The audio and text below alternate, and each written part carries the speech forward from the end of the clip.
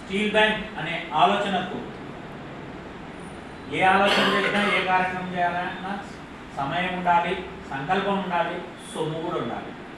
ఆ సొమ్ము ఆర్థిక సహకారం అందించిన వాళ్ళు దీనికి మొట్టమొదటిగా కీర్తిశేషులు డాక్టర్ శ్రీ మేడా ప్రభాకర్ గారి కుమారుడైన శ్రీ మేడా సునీల్ కుమార్ గారు.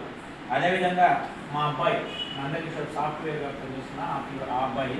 తర్వాత ఈ యొక్క విషయాన్ని ఈరోజు ఈ యొక్క పోస్టర్ను కేవలం వాట్సాప్లో పెట్టడం జరిగింది మా స్నేహితుల గ్రూప్.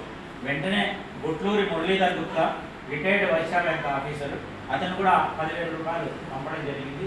అదేవిధంగా భవిష్యత్తులో ఇలాంటి కార్యక్రమాలకు నేనున్నానంటూ మన లైసెంట్ ఋషికుమార్ గారు కూడా మనకు సహకరిస్తున్నారు. కాబట్టి ఈ యొక్క కార్యక్రమాన్ని మనం భవిష్యత్తులో కూడా ఇంకా ఉధృతం చేసి